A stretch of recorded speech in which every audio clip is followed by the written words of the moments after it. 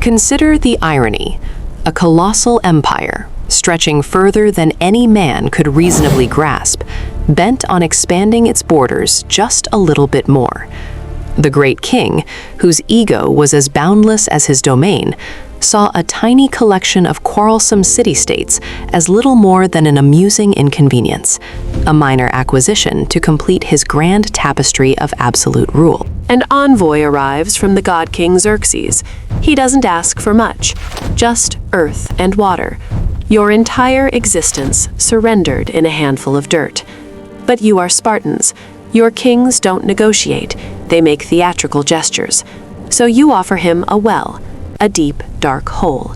It's a fine piece of political theater, a punchline that will be answered not with laughter, but with a million spears. You just sealed your own fate for a good story. Of course, you can't go to war without asking permission from the gods. You send runners to the oracle at Delphi, a woman breathing volcanic fumes in a dark cave. She speaks in riddles, as all good prophets do. A Spartan king must be lost, she hisses, or Sparta itself. You hear this not as a warning, but as an invitation, an opportunity for one man's grand exit to save everyone else the trouble. It's the Festival of Carneia, a holy time. The entire army cannot march. But your king, Leonidas, is a clever man. He finds a loophole. He won't take the army, just his 300 personal guards, the Hippes, all men with living sons, to ensure their family lines don't die out with them. See, it's not a suicide mission. It's just a heavily armed, legally sanctioned field trip from which no one is expected to return. You march north. Along the way, other Greeks watch you pass. They offer praise, admiration, and most importantly, excuses. We're celebrating the Olympics, they say. We'll send our armies right after. You nod and thank them for their pending support, knowing full well it will never arrive. You are the advanced sacrifice, the glorious excuse for their own cowardice. They're hoping your stand is just long enough for them to save their own skins. You arrive at Thermopylae, the hot gates, a miserable sliver of land between impassable mountains and the sea. This, you are told, is the perfect choke point. Here, a few can hold off many. Here, numbers mean nothing.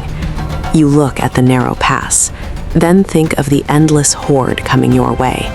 You convince yourself that geography is on your side, because it's the only comforting thought you have left. A strategic masterpiece of desperation. There's an old wall here, built by the Phocians. It's crumbling. You are ordered to rebuild it. You, the greatest warriors in Greece, are now masons, hauling rocks under the hot sun. This is your great defensive line, a low wall of loose stones. It's a symbol, you tell yourselves, a line in the sand. But as you stack the rocks, you know the truth. You're just building your own tombstone, one heavy stone at a time. Then they arrive, not as an army, but as a plague upon the horizon. The land darkens with their numbers. Tents and men and horses stretch as far as the eye can see. The scouts' reports were not exaggerations. All the bravado, all the talk of a beautiful end feels very hollow now. You stand behind your pathetic little wall, grip your spear, and feel the cold dread of a man who has fatally miscalculated the odds. Xerxes waits 4 days. He thinks you'll run. When you don't, he sends in the Medes, confident they can sweep you away like dust. You lock your shields, lower your spears, and become a machine of bronze and muscle. You watch them charge, a wave of bodies and noise, only to break upon your wall of iron.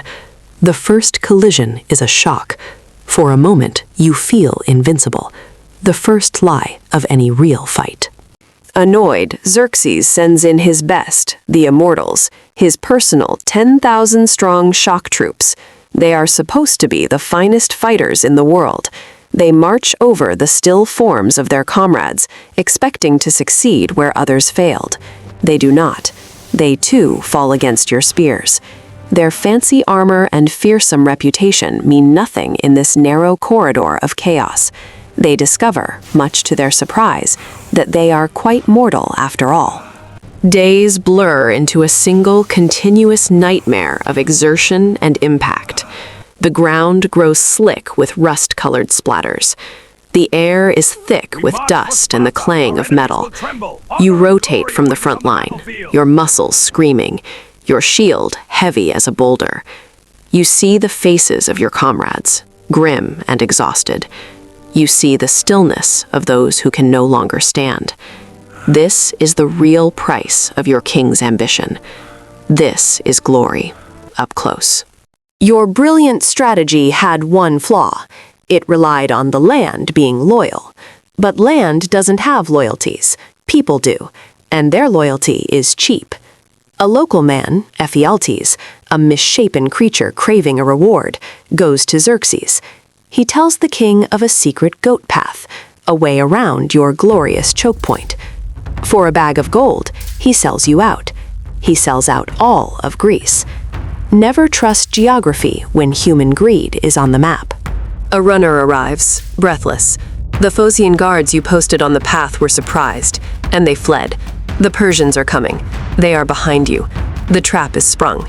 The great plan has unraveled. That cold feeling from before returns. Colder this time. You are surrounded. There is no retreat.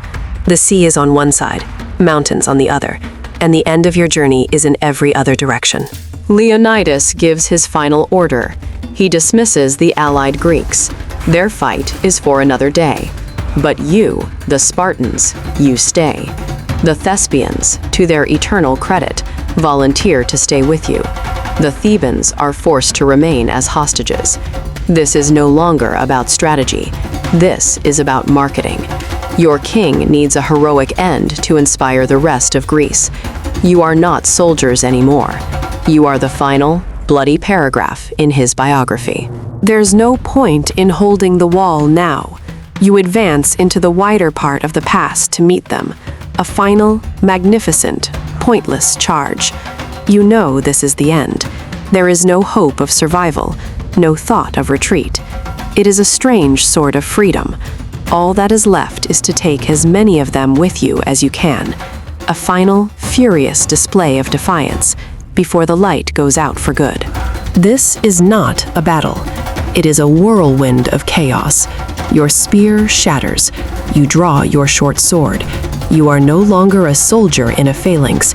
You are an individual drowning in an ocean of enemies. All around you, figures are falling. Friends and foes become a single struggling mass.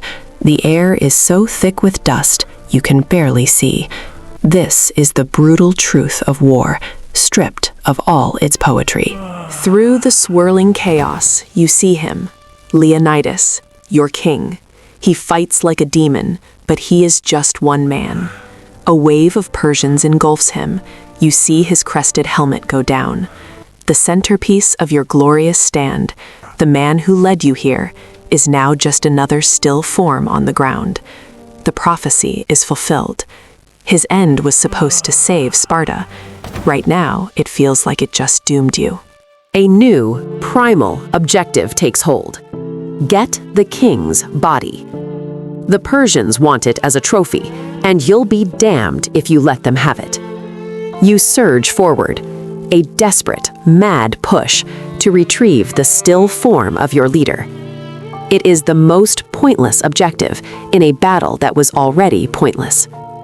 You are fighting and reaching the end of your journey over a piece of meat that used to be your king. You are driven back to a small hill. Your weapons are broken. Your bodies are exhausted.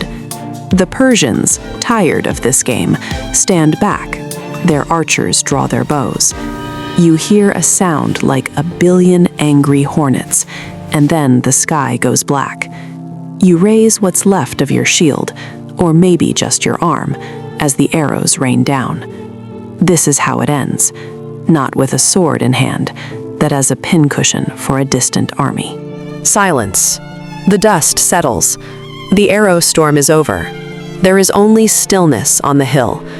Xerxes' army marches past your final resting place, barely giving it a glance. Your sacrifice bought Athens a few extra days to evacuate. That's all. Your story, however, will be told for millennia. A tale of freedom and sacrifice, polished and perfected. The brutal, pointless truth of your end will be carefully omitted. You are now a myth. It's a fine legacy, but you aren't around to enjoy it.